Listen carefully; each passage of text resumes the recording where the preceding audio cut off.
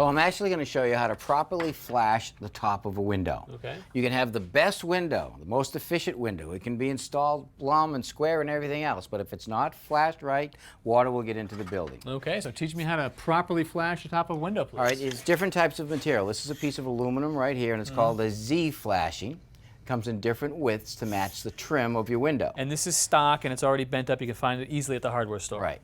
Now this piece would actually sit on top of the window. Gotcha. Now this piece of Z flashing right here is actually too narrow across the front. See, there's a space right here.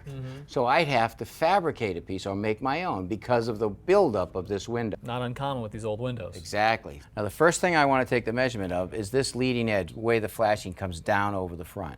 All right, and that's about 1/4 of an inch. So I mark 1/4 of an inch on my flashing like that. I then take the piece over to my brake. Line up my pencil lines, bringing it down. So we've seen you use a brake before for bending sheet metal for gutters and such. Right. Okay, now it's clamped down tight. I simply bring it up and bend it a little bit past 90. I now have my leading edge. Gotcha. Okay. Now I want to bend the flashing up the wall.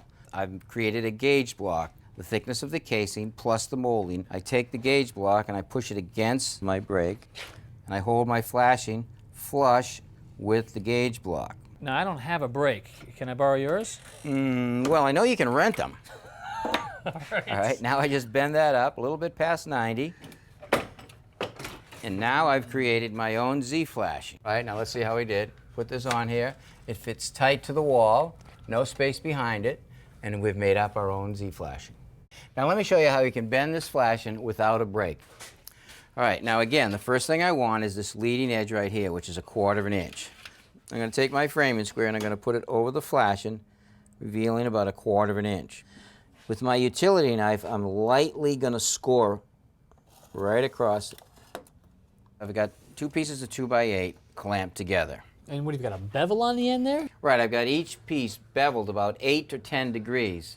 Because when I bend the metal, it'll spring back, so I have to go past 90 to make a 90. All right, so we've got ourselves a little homemade brake. Right, so now I'm going to put the piece in, and I'm going to line up with my slice. Okay? I got it lined up. Now let's just clamp down on these clamps, because I don't want that piece to move. Okay, now I'm going to take a scrap piece of wood. I'm going to put it right on top of the piece. Now hold our piece. I'm going to push down.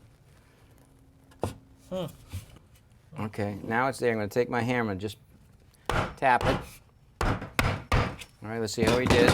Okay, now you might have to pry that open with a hammer a little bit. Sure.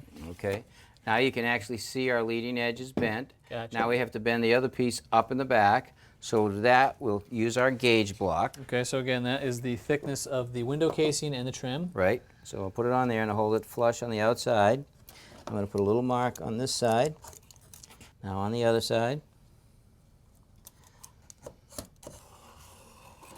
All right, let's lock it down tight.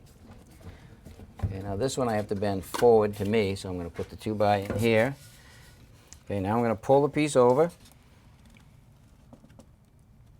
Okay, now take the hammer and bang it down. All right, let's see how you did. Pretty good. Bend it a little more. All right, now we'll take it out. Now we have a Z flashing.